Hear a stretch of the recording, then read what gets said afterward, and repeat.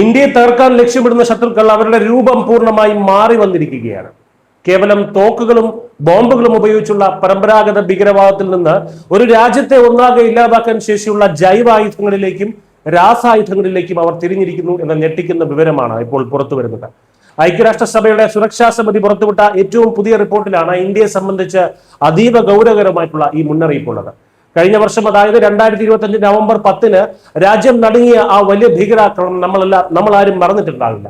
ഡൽഹി ചെങ്കോട്ടയ്ക്ക് സമീപം ഉഗ്രശേഷിയുള്ള car bomb പൊട്ടിത്തെറിച്ച് 11 പേരുടെ ജീവനെടുത്ത ആ വലിയ സ്ഫോടനത്തിന് പിന്നിൽ അൽ ഖ്വയ്ദയുടെ ഇന്ത്യൻ ഉപഭൂഖണ്ഡത്തിലെ ശാഖയാണെന്ന് ഇപ്പോൾ UN സുരക്ഷാ സമിതി ഔദ്യോഗികമായി തന്നെ സ്ഥിരീകരിച്ചിരിക്കുകയാണ്. നമ്മുടെ ദേശീയ അന്വേഷണ ഏജൻസി ആയിട്ടുള്ള NIA ഇത് നേരത്തെ തന്നെ കണ്ടെത്തിയിരുന്നു. മെയ് 14 NIA സമർപ്പിച്ച 7500 പേജുള്ള കുറ്റപത്രത്തിൽ 10 പ്രതികളുടെ പേരുണ്ട്. ഇതിലെ പ്രധാന സൂത്രധാരനായ ഡോക്ടർ ഉമർ ഉൻ നബി ആ സ്ഫോടനത്തിൽ തന്നെ കൊല്ലപ്പെട്ടു എന്ന അന്വേഷണ സംഘം കണ്ടെത്തിയിരുന്നു.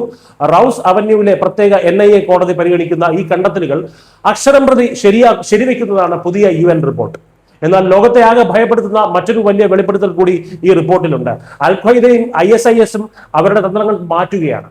വലിയ സംഘങ്ങളായി ആക്രമണം നടത്തുന്നതിന് പകരം വികേന്ദ്രീകൃതമായ ചെറിയ രഹസ്യ സെല്ലുകളായിട്ടാണ് ഇവരുടെ ഇപ്പോഴത്തെ പ്രവർത്തനം. ഇന്ത്യയിൽ കാർ ബോംബുകൾക്ക് പകരം ജൈവായുധങ്ങൾ നിർമ്മിച്ച് വലിയ തോതിലുള്ള കൂട്ടക്കുരുതിക്കാണ് ഇവർ ലക്ഷ്യമിടുന്നത്.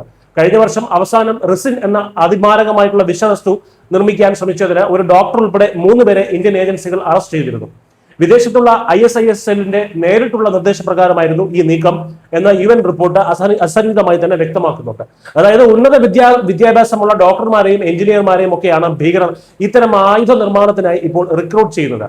സിറിയയിൽ ISIS ഒരു കെമിക്കൽ എഞ്ചിനീയറെ തട്ടിക്കൊണ്ടുപോയതും ഈ ലക്ഷ്യം വെച്ച് തന്നെയാണ് എന്നാണ് UN റിപ്പോർട്ടിന്റെ കണ്ടെത്തൽ.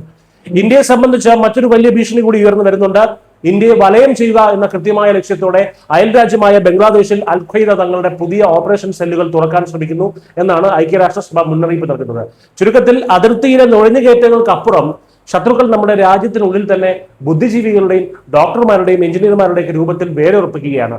രൂപം മാറി വരുന്ന ഈ ഭീകരവാദത്തെയും ജൈവായുധങ്ങൾ എന്ന വലിയ വിപത്തിനെയും നേരിടാൻ ഇന്ത്യൻ സുരക്ഷാ ഏജൻസികൾ എക്കാലത്തെയും മികച്ച ജാഗ്രത പുലർത്തേണ്ട സമയം അതിക്രമിച്ചിരിക്കുന്നു. ആ സമയമാണ് ഇപ്പോൾ കടന്നു പോകുന്നത്. ഈ UN റിപ്പോർട്ട് നമുക്ക് നൽകുന്ന മുന്നറിയിപ്പ് ഒരിക്കലും തള്ളിക്കളയാൻ കഴിയില്ല. നമ്മളിപ്പോൾ കടന്നു പോകുന്ന സാഹചര്യം അതീവ ഗുരുതരം തന്നെയാണ്. News desk